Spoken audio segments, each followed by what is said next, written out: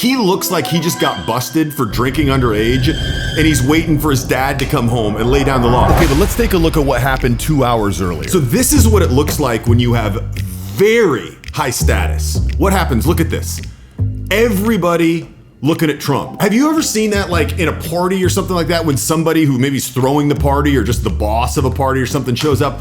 It's like, it's such this weird draw that everyone feels like they have to kind of keep their eye on that person. You know what I mean? Like 30 seconds pass, everyone just kind of wants to check in and see what that person is doing. It's actually a deep subject called social pinging. But I want to break down now what Trump is doing here. I mean, look at him. He looks like he's fallen asleep when everyone else is like, and look at him, he can barely keep his eye. He looks like a Joe Biden nap at this point. But he doesn't care, right? He's truly comfortable in the environment. So one of the things that it does when you are that high status, it makes people nervous. People act in ways that they normally wouldn't. They fidget. Let's look at this with Prince William. So Prince William, he looks like he just got busted for drinking underage, and he's waiting for his dad to come home and lay down the law. Look at him here waiting for Trump to come in. Oh no, oh there he is. Is that him? Oh no. Trump comes in, and now look at how fidgety he is after this introduction here. Clapping the hands, rubbing the hands together. And you know, Prince William, he's met a ton of celebrities in his life, but it's just showing how much status now Trump has on the world stage. It's quite incredible. Now, I want to see how this continues to manifest itself with Prince William. Who looks comfortable and who looks like they're trying to look comfortable? You tell me. Prince William keeps repositioning himself. You know, he's getting up, he's checking his hands. Are these hands okay? Is my posture okay? Trump looks like he doesn't really want to be there.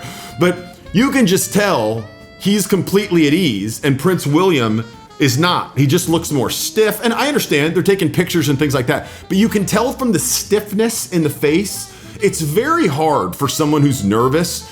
I mean, it typically tells itself first in the shoulders. Just people's shoulders kind of creep up and it shows they're nervous. And you can see this in Prince William's face. And that's just what happens when you have that level of status. You can tell in the way he walks, you can tell his body language, all these different things. So what leads to high status? Well, a lot of people think it's something you're born with. You have to come from a wealthy family. Not true at all. There's 3 simple things. And the reason it's important to understand this is because having high status is a cheat code for everything in life.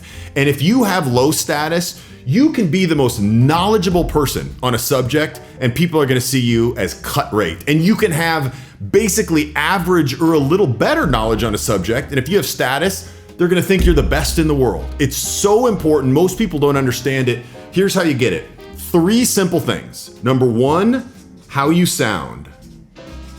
Number 2, how you look. And number 3, what you say. And then in the middle, the energy you project. Now, most people think what you say is the most important thing. It's by far the least important thing. I would much rather sound good and speak with a strong, convincing vocal tonality versus say the perfect thing and say it in a weak tonality. I've got a million examples of that. How you look is also your body language, your eye contact, your social pinging. It's a lot more than just how you're dressed. A lot of different things go into that. I have a program called Social Invincibility that dives deep into that if you want to learn more about that. And then energy is a little harder to articulate, but it's basically, are you giving off energy or are you taking energy? When you interact with somebody, typically someone who wants something from you, you can feel that taking energy, even if they don't want anything from you, like actual money or time or a reference or something like that. You can still feel that victim leeching, taking energy versus someone who has so much energy. They don't want anything from you. They have so much energy. It's abundant. It's going out. It brings people up. If you come with high energy and you're feeling good, and it's not just, I'm very high energy right now for this video to keep it interesting.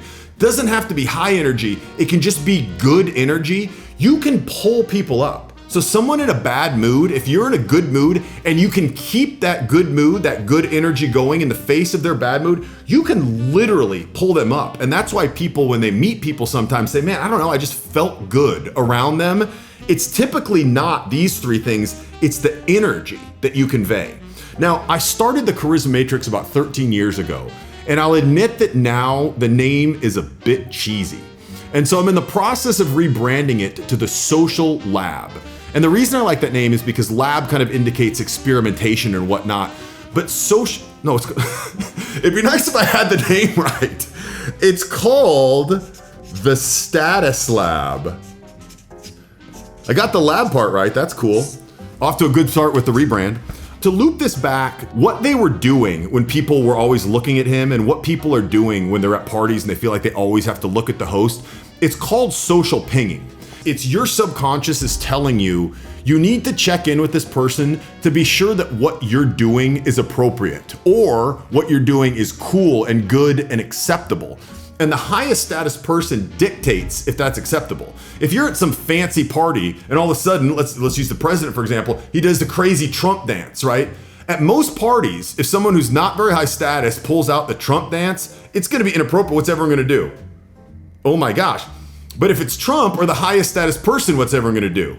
They're gonna start doing the Trump dance. It gives them and their subconscious permission to do that because they're establishing that. But in the same way, a person of high status can indicate if someone's doing something wrong. So if they were to say something and they look over and the high status person is like looking at them weird, they know immediately to course correct this. You'll see this a lot on first dates.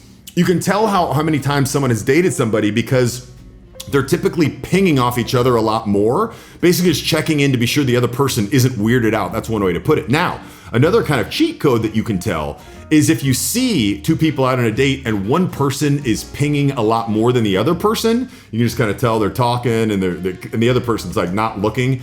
Typically the person I shouldn't say typically, almost unanimously, the person who is not pinging feels like they have higher status than the other person. They feel like they're a little bit higher than the other person. The person who's not confident has to continually ping, be sure the person's not, what is this dummy doing? So it's just a little cheat code to realize millions of these cheat codes, but they really add up once you understand them to give you a visibility of what's happening socially. And my goal is to get you to a point where your social acuity is a true competitive advantage in life because you can see what's really going on behind the scenes and therefore say the right thing, do the right thing at the right time. If you want to check out the new website, I just rebranded it. You can either go to thestatuslab.com or charismamatrix.com and you can check it out. Talk to you soon.